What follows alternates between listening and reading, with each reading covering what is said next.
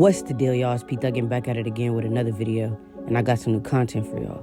But before we get into it, if you're new to my channel, go ahead and hit the like button on this video below, hit the subscribe button, and turn on my post notifications so that you don't miss out on any latest news and interesting topics on YouTube.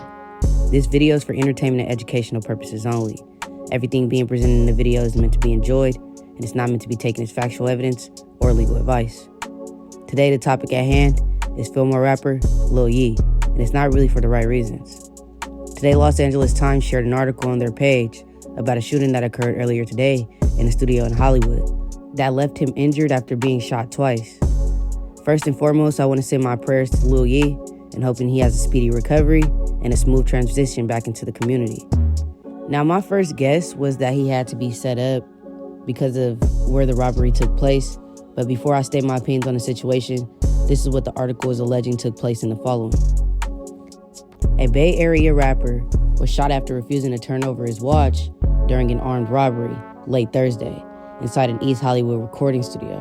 According to police and sources, Stacey Gilton, who raps under the name Lil Ye, suffered 2 gunshot wounds to the chest when an assailant interrupted the performer's recording session and demanded his watch. According to LAPD source, who requested anonymity in order to discuss an open case, Gilton was taken to an area hospital for surgery, and his condition was critical but stable, the sources said. An LAPD spokesman, Officer Drake Madison, said police were flagged down and directed to the scene of the shooting just after 10 p.m. Thursday in the 4500 block of Melrose Avenue.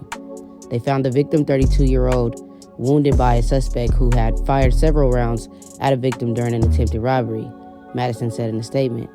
Officers obtained a brief description of the suspects, a black male in his mid to late 20s who fled the scene in a vehicle in an unknown direction.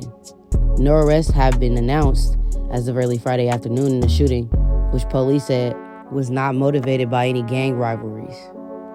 Police said that they're investigating the possibility that the robbery was a setup orchestrated by another rapper.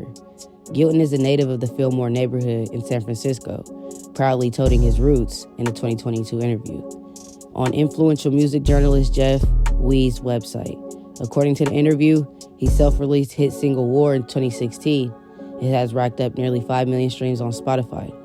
Gilton credited the song with giving him a platform. It gave me a fan base who connected with lyrics about wrestling with grief and mental health. The shooting is the latest in a string of high-profile shootings and robberies of music artists. Local icon Nipsey Hussle was murdered outside his clothing boutique in South LA in 2019. In February of 2022, rising star Pop Smoke was gunned down in a home invasion after inadvertently posting his location in the Hollywood Hills on Instagram while in town visiting from New York. And in 2022, 3 rappers, PNB Rock, Compton Keys Rich, and Inglewood Half Ounce, were killed in the LA area. Earlier this week, TMZ reported that Levon, an influencer and the former boyfriend of rapper Bad Baby, was also in an altercation at a strip club near downtown LA, where he was shot in the hand. Now, I don't know if you guys understand the circumstances of this. You know, Lil Ye doesn't really seem to be too much in the loop of politics. He's more on a basis of focusing on his music career. So when you hear about him being shot, it comes off as surprising. But at the same time, LA is really known for their backdoor motives, to be honest. Just like the EBK Young Jock situation, just like all these other people that were, violated in LA. They're always trying to come up with a get-rich scheme. They want to take people's jewelry, go pawn it, or even flaunt it online, which leads to this type of things. Some people aren't just going to give up their jewelry easily and say, here, just take it. Some people actually work hard for what they got, and they probably are willing to die about it. And that seems like what the situation was with Lil Ye. He wasn't just going to hand his jewelry over. They probably told him to give the jewelry up. He like, I'm not doing that, bro. Like, it's not going down like that.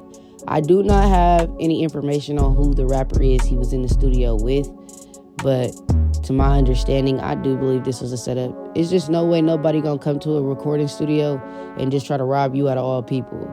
You had to be with somebody that thought you was an easy target, and it happened to be a whole different case. You wasn't willing to give your jewelry up, and you was standing on business. Obviously, he probably wasn't able to get to a firearm because of how the situation played out. He not thinking, oh, I'm going to go to the studio, do a few songs. I don't know if he was doing a feature. I don't know if it was another person in the studio that was making music, spotted him, seen his jewelry, was like, that's a lick. Called some dudes pulled up, gunned him down. Like, I need all of that. And then that's when everything played out how it did. Unfortunately, he did get shot twice. But at the same time, we got to understand, sometimes it's better to just give it up than to lose your life, because that's the ending of you.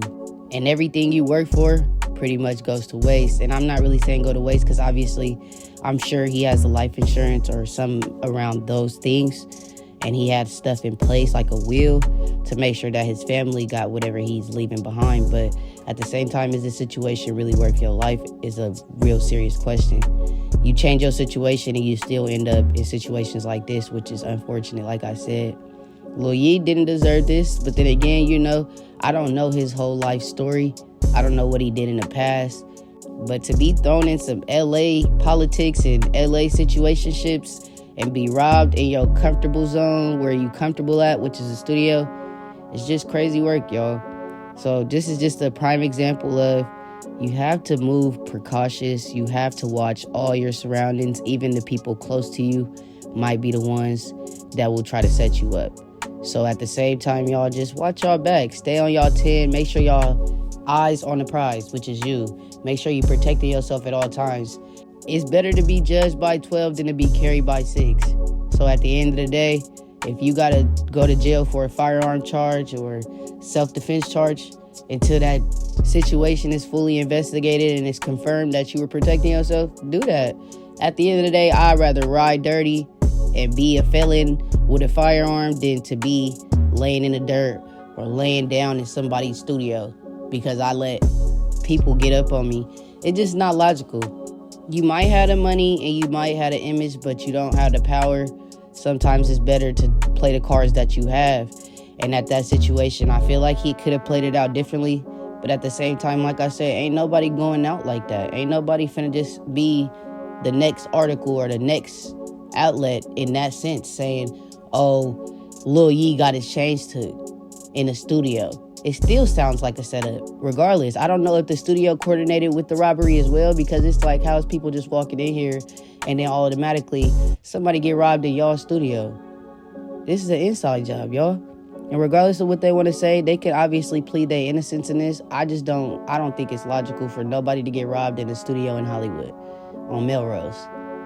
They don't even sound logical. And at the end of the day, like I said, he just got to make sure he plays cards right. He got to cut a lot of stuff off. He got to make sure he doing what he got to do where he's safe. And LA ain't the place to go. Definitely when you're from up north. They got a lot of hate for a lot of us. And I can't speak for all of them, but most of them and a lot of them don't really like people that come from up north. Northern California, should I say. Rather it's Northeast or black people. Regardless, they ain't really too shabby about our presence.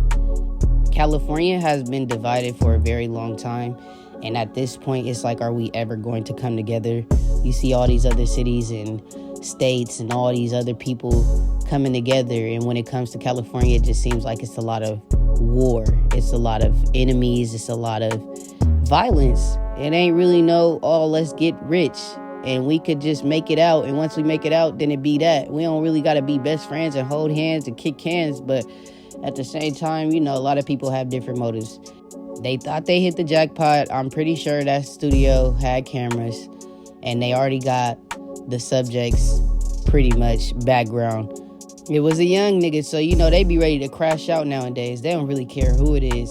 If you in a way and you seem like you a ticket or you're an opportunity for them to put money in their pockets, they're going for it every time.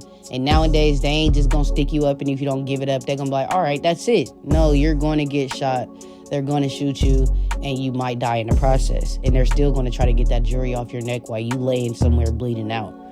Y'all just play your cards right. Like I said, at the end of the day, ain't nobody gonna protect themselves but you.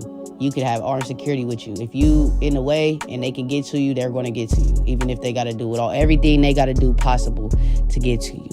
That's why I always tell y'all, man, get out the streets. But at the same time, even getting out the streets, protect yourself, regardless. Protect yourself. I don't care where you is. I don't care what part of your life you in.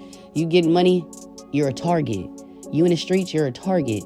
No matter what you're doing, you're a target. But try to play it the right way. There's a right way to everything. In this situation, like I said, Lil Ye didn't deserve that, but it happened. And everything happens for a reason. Anyways, y'all, I just wanted to update y'all on this situation, let y'all know what's going on. It said that he went through surgery and he's in critical but stable condition. I don't know what's going on with him at this moment. I don't know if he's still in the hospital, but I'm pretty sure he's still alive. So that's the best thing out of this whole situation. Let's keep our prayers out for Lil Ye and his family. And let's hope that he get a speedy recovery and he back out here making hits for the people that love his music, because he deserves it. And at this point, this should be a spike in his career, because he ain't give his jury up. He did what he was supposed to do as a man. He ain't let nobody just run up on him and do him weird, period. And that's respectable. But yeah, y'all, this is just the tea that I got today. It's crazy, but it happened. Anyways, y'all, make sure y'all like, comment, and subscribe on this video. I hope y'all enjoyed it. This is P, and you know I come with the tea, but I'm out.